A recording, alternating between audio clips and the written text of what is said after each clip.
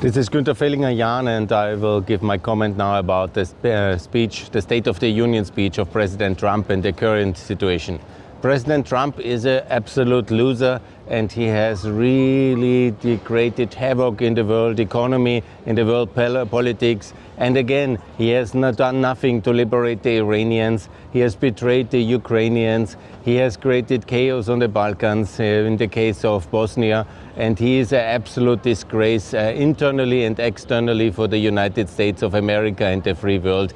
He must go, he must resign, he must be impeached, or whatever process there is to remove him from power. The speech yesterday has again shown that this is absolutely a disaster. His mix of politics, toxic internally and externally, is an absolute disaster. And I told you so in 2016, and I told you so in 2020, and I told you so in 2024, and I'm telling you again and today in 2026 after the speech of the State of the Union. It's an absolute disaster, a disgrace, and absolutely not working. He could, of course, change the turn of history and his fate by intervening in Iran, but seemingly he is not ready to do that. He is not ready. He is enticing the Iranians for revolution and then mobilizes the troops, but nothing. Additionally, he is now, and you can see it very clearly, he is basically doing nothing in terms of support for the Ukrainians. He is letting us Europeans alone. They have no Tomahawks, they have no Patriots anymore, and the supply is really dwindling. We in Europe catch up, okay, we have done that. We will overcome that despite Trump's Orban blocking us. Because again here, who is the best friend of Orban in Europe? Marco Rubio and Donald Trump. They have, Trump has endorsed him, Rubio even went to Budapest, and now the Hungarian traitor is basically then blocking us in terms of this 90 billion euro loan, which we are doing in order to fill the financing and military supply gap which Ukraine needs because of the complete lack of American assistance in 2026 and 5, 1 year of absence, missing in action. So in all the important conflicts, Trump is failing. As Devil mentioned the Balkans, because with his Board of Peace he created havoc, and he is basically very useless in the Balkan as well. He has removed Dodik from the sanction list for a lot of money. That's absolutely criminal activity, and it's absolutely wrong as well. I don't know any decent foreign policy thing which he did, halfway only in Venezuela.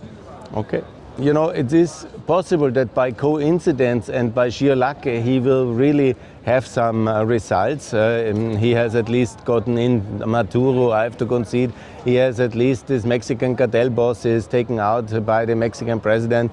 Yes, this is all good, yeah. It's not all so bleak, but when you add his disastrous balance in economics, yeah, the tariff disaster, wreaking havoc on the world economy and destroying the whole world system of which we built up since the GATT and WTO, by blocking the World Trade Organization, and by imposing tariff and then not having the authority and then reimposing it, and denigrating the Supreme Court, and all the institutional havoc which he wreaks on America, the ICE disaster, this absolute xenophobic foreign policy, and of course the complete disaster of the 2 killings by police, by ICE agents of Americans. This is so bad. And let me not go into this Epstein case because it's an absolute disaster as well. And let me add, you know, there's the Epstein, which shows a complete disgrace of America, a shameful inner rotten core of America in the top of its power elite, and there is no meaningful investigation. The Pam Bondi hearing was an absolute disgrace as well. So he mishandled that completely. He blocked the information, and then when it came out, he still is blocking information. And he is actually, it's an absolute shame for the reputation of the Free West and of America. And he is not really seemingly trying to clean that up. That's a disaster. So we have ICE, we have tariffs, we have the Epstein saga, we have the Iran saga, we have the Ukrainian saga, and absolutely what exactly is good on Trump's presidency. And he was seemingly saying that he is winning. In what aspect is winning?